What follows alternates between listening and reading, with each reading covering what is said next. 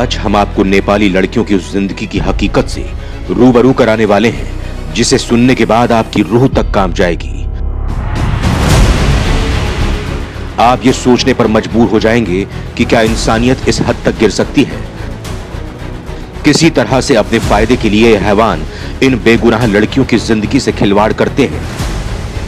यहां नेपाली लड़कियों का जिस्म तो बिकता ही है, साथ ही उनके शरीर की त्वचा को नोचकर अमीरों की खूबसूरती बढ़ाने के लिए बेच दिया जाता है।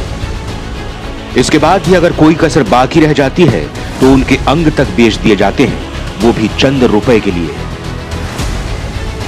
इस हकीकत को जानने के लिए आप ये वीडियो अंत तक जरूर देखिएगा।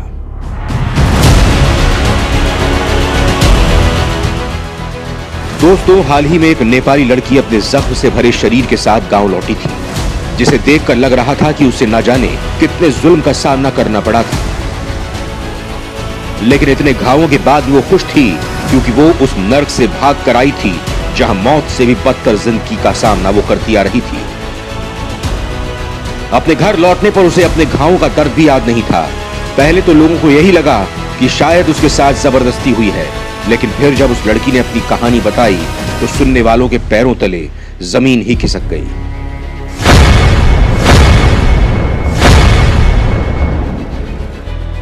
उस लड़की की पीठ की त्वचा निकालकर अमीरों की खूबसूरती बढ़ाने के लिए बेच दी गई थी और फिर उसके बाद उसे वैश्यालय में बेच दिया गया, जहां से मौका पाकर वो भाग निकली थी। इस लड़की की कहानी सामने आने के बाद जब मामले की जांच की गई तो पाया कि नेपाल में एक कहानी कोई नई नहीं है। यहां गरीबी में जी रही लड़कियों के साथ अक्सर ऐसा ही होता है। एक दूसरी औरत की पीठ पर भी ऐसा निशान देखा गया। जब उससे इसके बारे में पूछताछ की गई तो उसने बताया कि ये दाग उनकी चुराई हुई त्वचा के कारण बने थे। उस औरत ने बताया कि उसने अपनी त्वचा का 20 इंच का हिस्सा एक एजेंट को बेचा है। इसके बदले उसे 10,000 रुपए मिले, जिससे गरीबी में कुछ दिन तो उसका गुजारा हो जाएगा। इसके साथ ही इस महिला ने बताया कि जिस एजेंट ने उसे ये सब करने को कहा उसी ने ही बता दिया था कि ये त्वचा प्लास्टिक सर्जरी में इस्तेमाल होगी। लेकिन उनकी कहानी यहीं खत्म नहीं होती है। दोस्तों, नेपाल में मसाज पार्लर की आड़ में पर्यटक स्थलों में वैश्यालय चलते हैं। वहीं जिन लड़कियों की त्वचा बेच दी जाती है वो लड़कियां कुरूप दिखने लगती हैं। ऐसे जिस्म फरोशी का धंधा चलाने वाले लोग उनकी कीमत घटा देते हैं। वो 500 रुपए में ही बेच दी जाती हैं। वहीं अगर वो ग्राहक से कंडोम का इस्तेमाल करने को कहती हैं तो उसे इतने भी पैसे नहीं मिल पाते। वहीं जिन लड़कियों की त्वचा नहीं निकाली जाती वो एक बार के 5,000 रुपए तक कमा लेती हैं।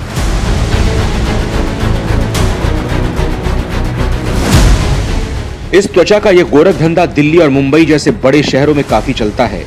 यहाँ नेपाली लड़कियों की 100 इंच त्वचा 50,000 से 1 लाख रुपए तक की कीमत पर बिकती है और इन गरीब लड़कियों को मात्र 10,000 रुपए ही दे दिए जाते हैं। इतना ही नहीं दोस्तों, जिन औरतों की त्वचा निकाली जाती है उनसे लिखवाया जाता है कि वो अपनी त्वचा बेच नहीं रही हैं बल्कि दान कर रही हैं। यह त्वचा सर्जिकल प्रोसीजर में इस्तेमाल होती है। पीनिस एनलार्जमेंट, ब्रेस्ट ऑगमेंटेशन और लिप ऑगमेंटेशन जैसी प्रक्रियाओं में इसका इस्तेमाल किया जाता है। देश के कई करोड़पति खूबसूरत दिखने के लिए इन प्रक्रियाओं के लिए लाखों रुपए देने को तैयार होते हैं। ऐसे में गोरख धंधा चलाने वाले एजेंसी इन लड़कियों के गरीब होने का फायदा उठाकर इनकी पूरी जिंदगी बर्बाद कर देते हैं। दोस्तों, वहीं ये लड़कियां चंद रुपयों के लिए सब करने को मजबूर हो जाती हैं। इस गोरख धंधे से जुड़े जब एक एजेंट को गिरफ्तार किया गया तो उसने बताया कि इस काम के लिए औरतों की तस्करी ज्यादा की जाती है क्योंकि वो दारू, नशा आदि नहीं करती हैं, जिसके कारण उनके अंग और त्वचा बेहतर हालत में होते हैं और मार्केट में इनकी अच्छी खासी कीमत मिलती है। इस मामले में एक पीड़िता का कहना है कि जब उनकी त्वचा निकाली जाती है तो उससे पहले लड़कियों को नशीला पदार्थ दे दिया जाता है, जिससे उन्हें दर्द का एहसास नहीं होता। वहीं वैश्यालयों में भी अधिकतर लड़कियों को नशीला पदार्थ दिया जाता रहता है। वहां यह आम बात होती है। वहीं अगर कोई क्लाइंट कुछ ऐसा करना चाहता है जिसके लिए लड़की तैयार नहीं है और क्लाइंट पैसे देने को तैयार है तो लड़की को नशीला पदार्थ खिलाकर बुलंद से बांध दिया जाता है। कईयों को तो लगता है कि उनके शरीर पर यह निशान किसी क्लाइंट की किसी हरकत के कारण हो गया है। इन लड़कियों पर यह जुल्म यही नहीं रुकते हैं, इन लड़कियों की त्वचा के साथ साथ किडनी भी निकाल ली जाती है, उसके बाद वैश्यालयों में बेच दिया जाता है। इन वैश्यालयों में जिंदगी की कोई कीमत नहीं होती, यहाँ नर्क से भी बदतर जिंदगी होती है।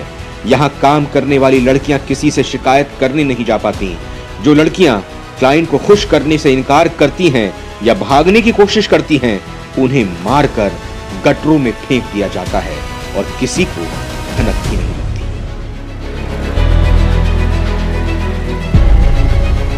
काठमांडू के थामेल इलाके में रात में हर तरह के काले धंधे चलते हैं।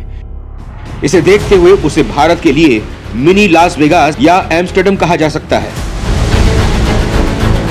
जहां ये अपनी संस्कृति की धज्जियां उड़ाते नजर आते हैं। जहां दिन में ये कस्टमर्स भारत की संस्कृति का ढोंग करते हैं, वहीं रात में वो इसे ऐसे भूलते हैं जैसे इनका कभी भारतीय संस्कृति से नाता ही नहीं रहा था, और वो अपना असली चेहरा दिखाते हुए इन गोरख धंधों में लिप्त हो जाते हैं।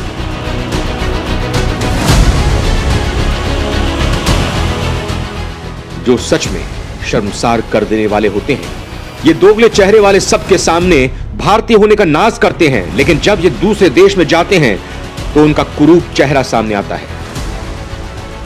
नेपाल से दलालों के जरिए खरीदकर युवतियों को भारतीय महानगरों में बेचने का धंधा अरसे से चल रहा है।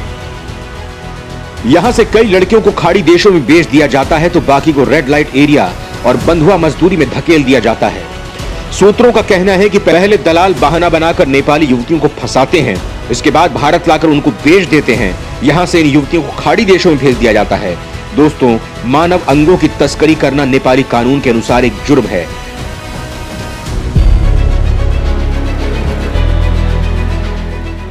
इसके साथ ही Bharat transplantation of human organs and tissues rules 2014 के अनुसार टिश्यूज और मानव अंगों को बेचना गैर कानूनी है।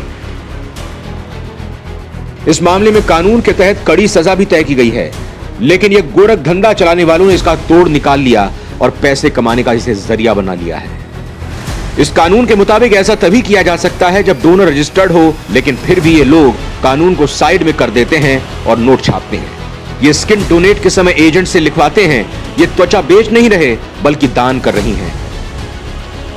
पकड़े जाने पर ये एजेंट साबित कर देते हैं कि उन लड़कियों के साथ कोई जबरदस्ती नहीं की गई है, बल्कि उन्होंने ये अपनी रजामंदी के साथ ही किया है।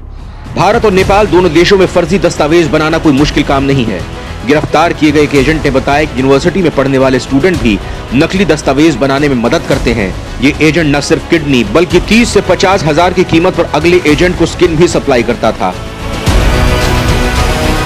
और जिस इंसान के शरीर से स्किन ली जाती थी उसे महज 5,000 रुपए दिए जाते थे। इसके बाद इस नेक्सस में शामिल आगे के एजेंट स्किन को छोटे छोटे पैथोलॉजिकल लैब्स में भेजते थे, जहां स्किन टिश्यू को प्रोसेस किया जाता था। छोटे लैब से प्रोसेस होने के बाद स्किन टिश्यूज को बड़े लैब में भेजा जाता था। इनमें नामी लैब्स भी शामिल होती हैं। उन लैब्स के पास स्किन प्रोसेसिंग में निकले उत्पाद अमेरिका निर्यात करने का लाइसेंस भी होता था। अमेरिका में इन उत्पादों को एलोडर्म या ऐसे ही प्रोडक्ट में बदल दिया जाता है। इन प्रोडक्ट्स को आगे कई तरह की सर्जरी में इस्तेमाल किया जाता है, जैसे लिंग बढ़ाने, ब्रेस्ट एनलार्जमेंट या होठों की सर्जरी के लिए, जिसके लिए भारत अभी एक बड़ा मार्केट है। इंसान के स्किन टिश्यूज की तस्करी के बिजनेस में इतने पैसे मिलते हैं कि बड़ी संख्या में लोग इसे आजमा रहे हैं। एजेंट का कहना था कि शुरुआत में बहुत कम ही लोग थे जो इंडिया में मानव अंगों की तस्करी करते थे, लेकिन अब बहुत लोग हो गए हैं। धड़ल्ले से चल रहे इस धंधे के बारे में भारत और नेपाल का सिस्टम अब तक अज्ञान बना हुआ है। यूएस तक में यहां से त्वचा भेजी जाती है, जिसके प्रोडक्ट बनाकर वापस भारत भेजे जाते हैं। अमीर लोग करोड़ों में कॉस्मेटिक सर्जरी के लिए प्रोडक्ट खरीदते हैं और अपनी खूबसूरती प्रदर्शन बड़े नाज के साथ करते हैं, लेकिन इस खूबसूरती के पीछे इतना दर्द छिपा होता है कि ये कभी सामने नहीं आता है। पैसों की खातिर गरीब की खाल नोच ली जाती है, वहीं ये गरीब अपनी भूख मिटाने के लिए चंद रुपयों के लिए खुद की खाल नुचवा लेते हैं। यहाँ ये सवाल आता है दोस्तों कि क्या किसी करोड़पति के लिए खूबसूरत दिखना इतना जरूरी हो जाता है कि वो किसी की जिंदगी से खेल जाए?